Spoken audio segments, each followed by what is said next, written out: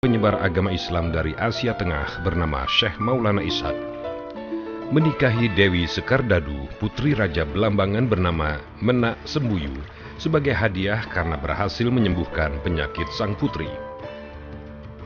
Dari pernikahan mereka lahir seorang anak lelaki yang diberi nama Raden Paku. Karena panggilan tugas untuk menyebarkan agama Islam, Syekh Maulana Ishaq berangkat ke negeri Pasai. Suatu saat, Belambangan mendapat musibah pagebluk.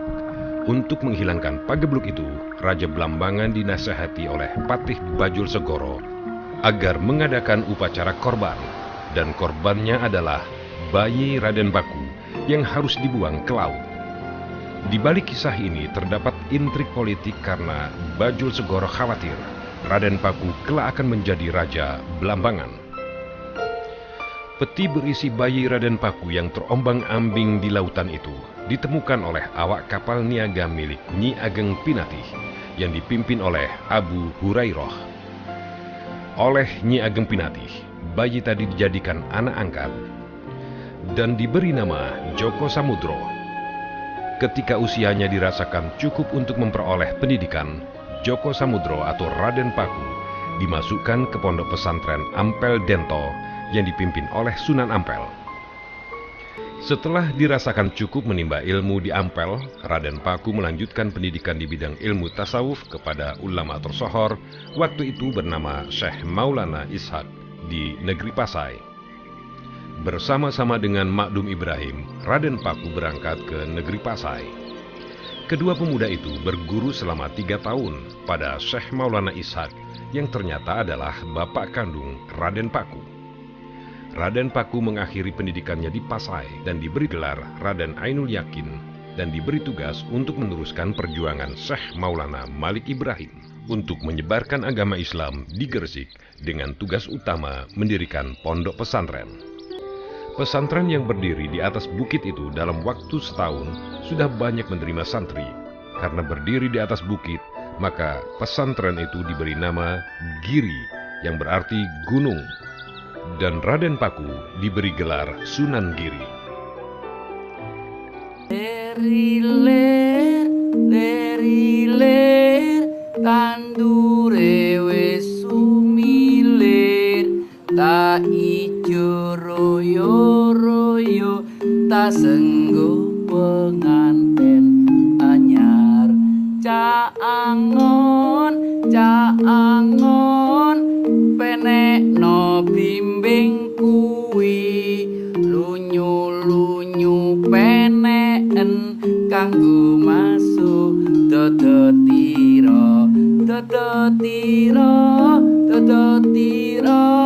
kumite beda ing pinggir jrumatono tendomono kanggo sipo mengko sore mumpung terang rembulane, mumpung jembar pratarane ya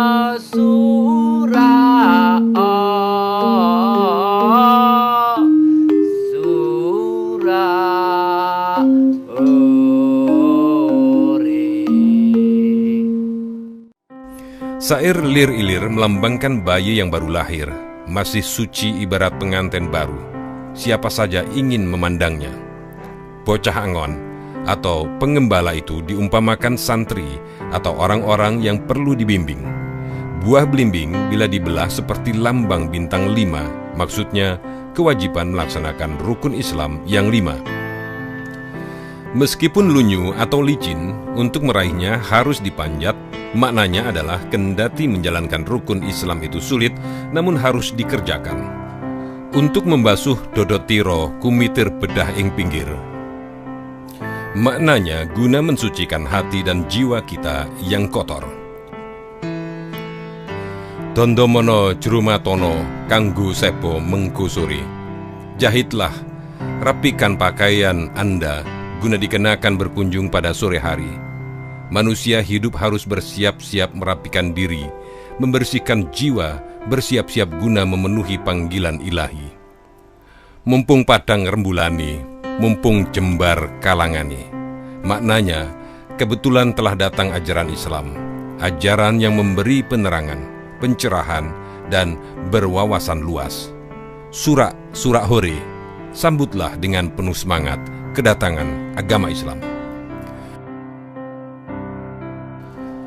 Kullu nafsin dha'iqatul maut, setiap yang bernafas pasti akan mati.